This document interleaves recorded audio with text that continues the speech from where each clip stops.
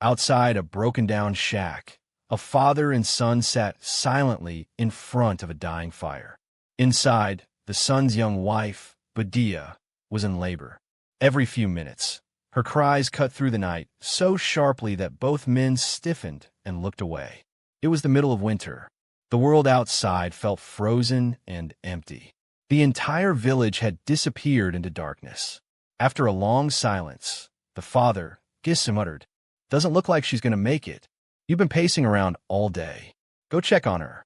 Madhav snapped back. "If she's dying, then let it happen already. What am I supposed to do by looking?" Gisu turned toward him. "Cold-hearted bastard. You spent a whole year living with her, and now this is all you got." Madhav stared into the fire and said quietly, "I just can't watch her suffer, seeing her like that. I can't do it." The cold night stayed silent. Only the sound coming from inside the shack kept breaking the darkness. They came from one of the poorest families in the village, and everybody knew their reputation. Gisu worked one day and took the next 3 off. His son Madhav was even worse. He'd work 30 minutes and spend the next hour smoking and avoiding anything that looked like effort. That's why nobody wanted to hire them anymore. If there happened to be even a handful of grain left at home, they considered themselves officially retired until it ran out. When things got desperate, Gisu would climb trees and gather firewood while Madhav sold in the market. They'd drift through life until the money disappeared, then repeat the cycle all over again. Work wasn't hard to find. This was a farming village. For anyone willing to sweat, there were endless jobs. But these two only got hired when people had absolutely no other option. Their lifestyle almost looked intentional, as if they had rejected ambition altogether. But this wasn't philosophy. This was simply who they were. Their home held almost nothing. A few clay pots, torn clothes barely covering them, and debt stacked higher than hope. People cursed them. Sometimes people hit them. Neither seemed to care. Oddly enough, they were so hopeless that villagers still lent them small amounts of food or money, mostly because nobody expected it back anyway. During harvest season, they survived by sneaking into fields, pulling up peas, potatoes, or sugar cane and roasting or eating whatever they could get. Gisu had spent 60 years living like this, and Madhav, like a loyal son, had followed perfectly in his father's footsteps, maybe even improving the family tradition of doing absolutely nothing. Right now, the two of them sat beside a weak fire, roasting stolen potatoes. Gisu's wife had died years ago. Madhav had gotten married the previous year. Since his wife arrived, she had somehow brought a little order into this broken household. She cooked, managed things, and kept these two drifting men alive. Ironically, her presence only made them lazier. Now they expected comfort. If anyone offered work, they casually demanded double the wages. And tonight, that same woman was inside the hut, screaming in childbirth, while the father and son sat outside the fire, waiting for it to be over so they could finally go to sleep. Gisu pulled a roasted potato from the fire and peeled it with rough fingers. "Go check on her," he muttered. "Probably just more trouble. And even if it's serious, what's the point? Around here, even some backwoods healer wants cash before lifting a finger." Madhav hesitated. Truth was, he didn't want to leave. He knew if he stepped inside, his father would finish most of the potatoes. "I don't want to go in there," he said quietly. "Makes me nervous." Gisu shrugged. "What are you scared of? I'm right here." "Then why don't you go?" Gisu stared into the fire. "When my wife died, I stayed by her side for 3 straight days. Didn't move. But this is different.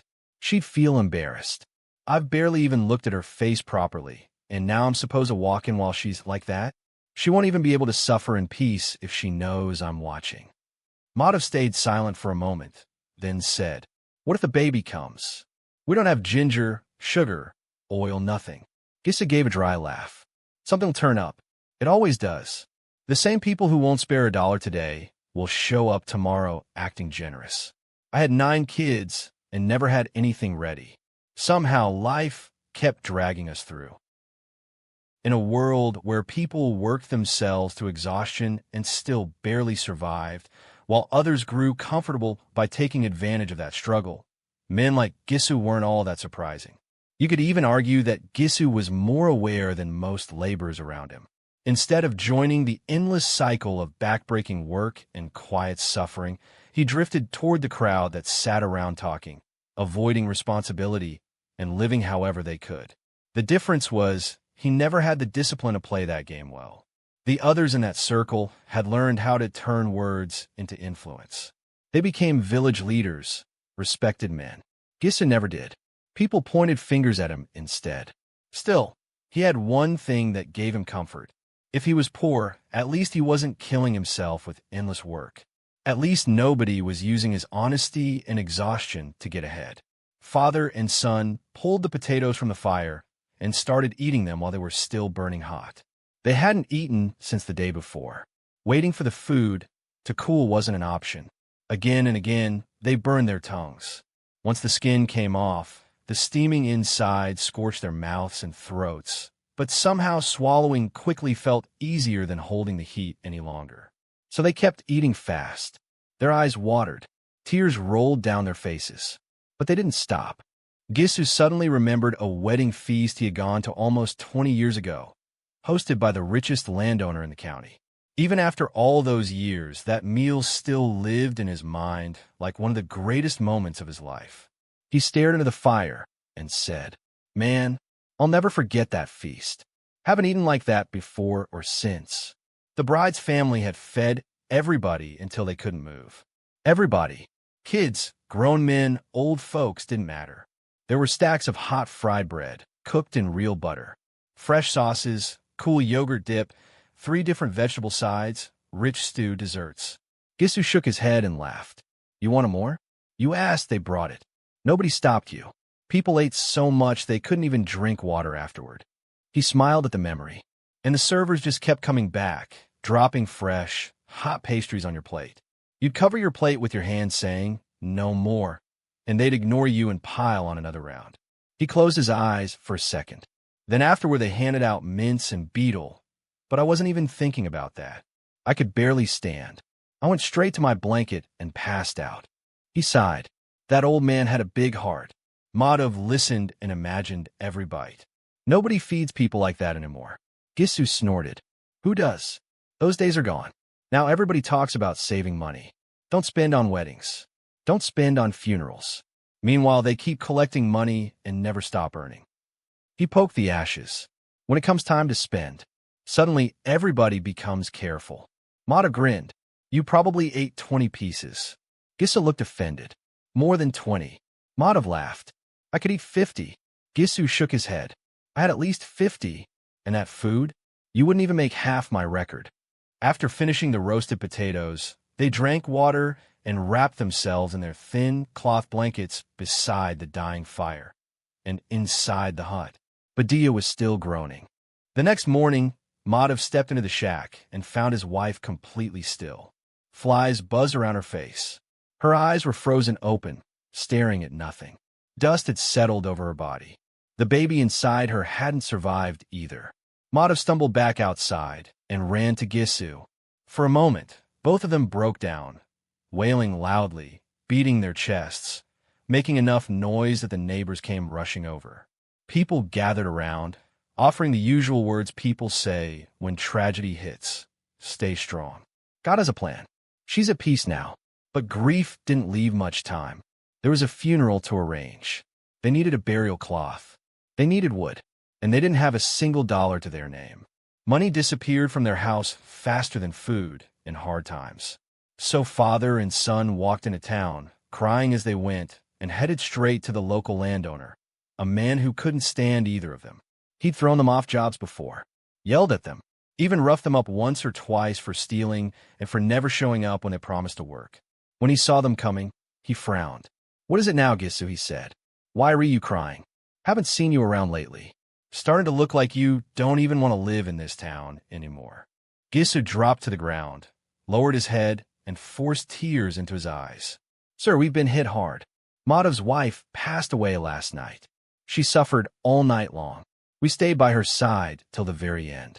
We did everything we could, medicine, care, whatever was possible, but she slipped away. Now there's nobody left to even make us a meal. We're ruined. Our home's fallen apart. I'm your servant, sir. If you don't help us, who will give her a proper burial?" Whatever little we had is gone trying to save her.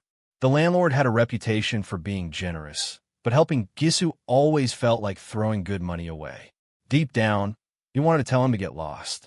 Gisu never showed up unless he needed something, and now suddenly he was all humility and tears. Still, this wasn't the moment for anger. With visible irritation, the landlord pulled out a few bills and tossed them toward Gisu. No comforting words. No condolences. He didn't even look at him. It was less an act of kindness and more a way to get the burden off his shoulders. Once the landlord contributed, nobody else in the village wanted to be seen refusing. And Gisu knew exactly how to work that. He went from shop to shop, mentioning the landlord's generosity. One person gave a little, another gave a little more. Within an hour, they had collected enough money for funeral expenses. Someone donated grain. Someone else offered firewood. By afternoon, Gisu and Madhav headed into town to buy a burial shroud. Back in the village, people had already started gathering materials for the funeral. The women came quietly, one by one. They stood beside the body, looked at the young woman's tragic end, wiped away a few tears, and walked home. As they made their way into town, Gisu said, "We've got enough wood for the funeral fire now, right?" Madhav nodded. "Yeah, more than enough. Now we just need something to wrap her in." Gisu shrugged. "Then let's buy the cheapest cloth we can find." Madhav let out a dry laugh. "Yeah, not like it matters. By the time the funeral starts, it'll be dark anyway. Nobody's going to notice what she's wrapped in." After a moment, Gisu said quietly, "Funny, isn't it? A person can spend their whole life without decent clothes to wear, but the moment they die, suddenly everyone expects brand new burial cloth." Madhav kicked at the dirt and replied, "And in the end, it just burns with the body." They kept walking. Neither sounded heartbroken. Neither sounded cruel. Just tired. Like two men who'd spent so long living with hunger and hardship that even grief had started to feel practical. The two of them already knew what the other was thinking. They wandered around town, drifting from one store to another. They looked at different fabrics, cheap cotton, shiny satin, nicer cloth they could never really afford, but nothing felt worth buying. Before they realized it, evening had rolled in. Then, almost like fate had been waiting for them, they stopped outside a liquor store. They stood there for a moment without saying a word. Finally, Gisu stepped up to the counter and said, "Hey boss, give us a bottle." A little later, snacks showed up. Fried fish came out. Father and son sat on the porch, drinking slowly, quietly like men who suddenly had no worries left in the world. After several rounds, the alcohol settled in. Gisu leaned back and said, "What's a burial cloth gonna change anyway? In the end, it all burns. It doesn't go with her." Madhav looked up at the sky like he was pleading his case to the universe. "That's just how the world works," he said. "Otherwise, why would people hand over thousands to churches and charities? Nobody comes back to confirm if any of it counts in the afterlife." Gisu smirked and shrugged. "Rich people got money to burn. Let them burn it. What exactly are we supposed to waste?" Madhav laughed and took another drink. "Yeah, but what are we going to tell everybody? They're going to ask where the burial money went." Gisu cracked up. "We'll say it slipped out somewhere. Tell them we searched everywhere and couldn't find it. They won't believe us, but they'll probably collect money again." Madhav laughed harder. "She was a good woman," he said with a strange kind of warmth. "At least after she died, we finally got to eat like kings." More than half the bottle was gone. Gisu ordered stacks of hot fried bread, pickles, spicy chutneys, and fried meat from the food stall outside the liquor shop. Madhav rushed over and brought everything back on paper trays. They spent nearly every last dollar. Now they sat there eating with the confidence of men who had nothing left to lose, like wolves finishing a hard-earned meal. No guilt, no fear of judgment, no concern for reputation. Those battles had already been lost long ago. Gisu leaned back and said like some old philosopher who'd already figured life out, "If our hearts feel at peace tonight, doesn't that count for something? Doesn't that earn her a blessing?"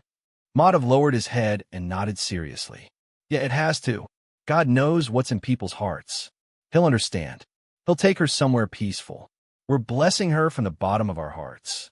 Truth is, we ate better tonight than we ever have in our lives." For a moment, Madhav went quiet. Then a thought hit him. "Hey, Dad, one day we're going to end up there too, right? Gissa didn't answer. Thinking about the afterlife felt like ruining a good meal. After a pause, Madhav asked again, "What if she asks us why we never bought her a proper burial cloth?" Gissu snorted. "I'll tell her to mind her business. She's going to ask. You know she will." Gissa turned and looked at him. "And how do you know she won't get one? You think I'm stupid? I've been surviving this world 60 years. She'll get her burial cloth." Madhav frowned. "From who? We spent all the money. She'll ask me. I was the one who married her. Who's going to pay for it then? Why won't you just say?" "The same folks who helped this time," Gissu said with a lazy grin. "Only next time, the money probably won't end up in our hands." As the night got darker and the stars sharpened above the town, the liquor joint only got louder. Somebody was singing off-key in the corner. Somebody else was telling stories like they'd conquered the world. Men leaned into each other's shoulders, passing cups around, laughing harder than the jokes deserved. The place carried its own kind of intoxication. Maybe it wasn't even the alcohol. Maybe it was the feeling of escaping life for a while. People came here carrying unpaid bills, empty stomachs, broken pride, and for a few hours they forgot whether they were living or just surviving. And there sat the father and son, taking slow sips like kings. People kept glancing over. "Look at these two," a whole bottle sitting on the table. After stuffing himself full, Madhav picked up the leftover fried bread and handed it to a homeless man who had been standing nearby, watching with hungry eyes. For the first time in his life, he felt something strange. The pride, the joy of giving. Gissa smiled and said, "Take it, eat good, and say a prayer." He pointed upward casually. "The one who earned this money, she's gone now." Then raising his cup, he added, "But your blessing? That'll find its way to her." He laughed softly. "Bless her from the bottom of your heart. Cost somebody everything to earn this meal." Madhav looked up at the sky again and said quietly, "She's in heaven now, Dad. Not just in heaven. She's probably sitting like a queen up there." Gissu pushed himself to his feet, swaying a little, carried by the warmth of drink and emotion. "Yeah, son, she made it to heaven. She never hurt nobody, never stepped on anybody to get ahead. And before she left, she gave us the only good night we've had in years." He laughed bitterly. "If she ain't getting into heaven, then who is? Those big shot folks. The ones who squeeze poor people dry, then show up Sunday morning in pressed clothes, singing hymns like they got a clean slate." That moment of faith didn't last long. Liquor has a way of changing moods fast.